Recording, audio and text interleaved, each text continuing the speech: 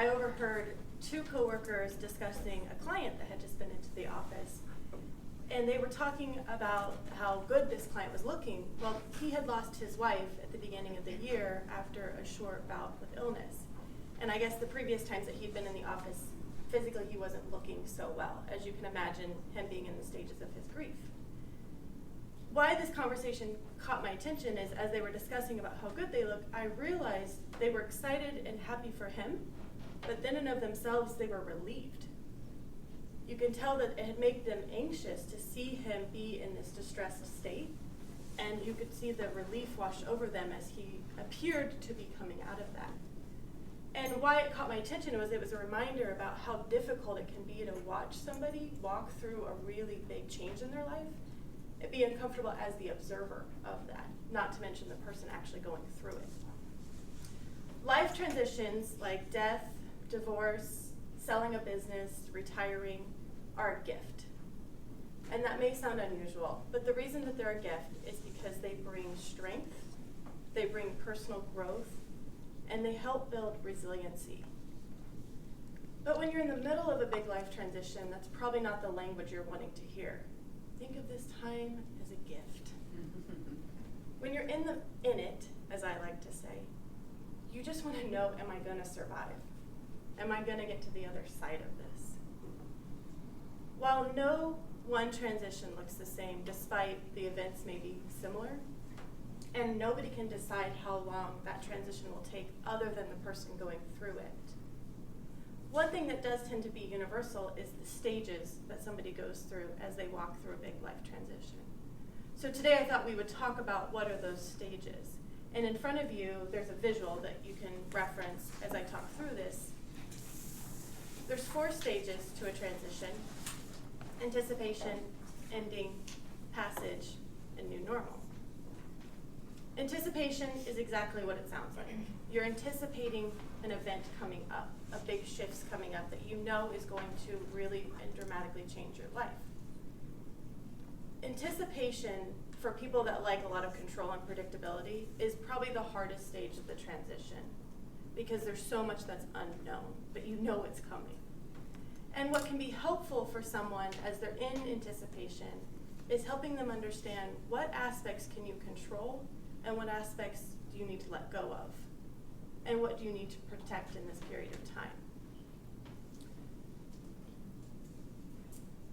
It's very anxiety-inducing to have to think about that when you're thinking about the change that's coming. And what can be helpful is helping someone understand that they need to manage their own expectations of what to expect of themselves through that transition. Unfortunately, sometimes you also have to manage the expectations of others because they may put on you what they think your transition will look like. So I work with clients to help equip them with language and statements that they can use with family members that are meaning well, but are trying to come alongside them as they work through a big transition, and really equip them with the language that they are in control of this, and this is their transition to walk through. Anticipation then goes into ending. Now sometimes ending is the first stage. If there was no period of anticipation, as with it happens sometimes with death, as happens sometimes with divorce.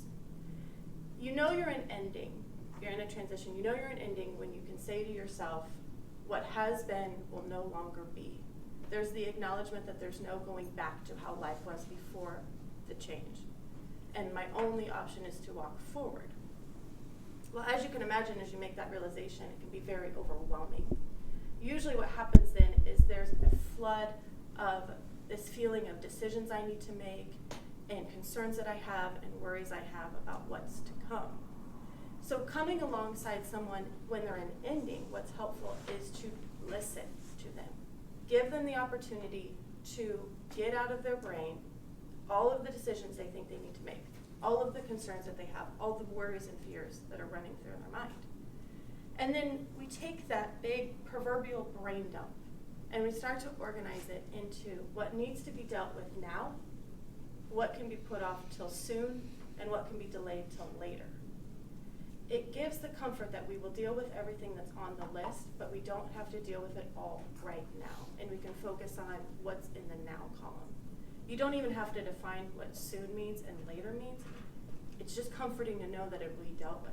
And when I do this with clients, you physically see them relax and take a deep breath, because you're able to help for one moment overcome that overwhelm. Ending will move into passage. And you know you're in passage when the overwhelm starts to ease up. The amount of decisions you feel like you need to make starts to ease up. And you really start to ask, what comes next? What does my life look like going forward? Passage is a time to dream. It's a time to play out different scenarios. But that can be really difficult to do because oftentimes with transitions also comes a compromise of identity. Maybe you were a wife and now you're a widow, and you never asked for that identity. And so what we have to sometimes do first is help someone understand who they are and remind them who they are and come back to things that are their cornerstones in life. And then in that, they can think about new scenarios and what comes next. Passage then gives way to new normal, and new normal is pretty self-explanatory. It's when you start to live out one of those scenarios that we tested in passage.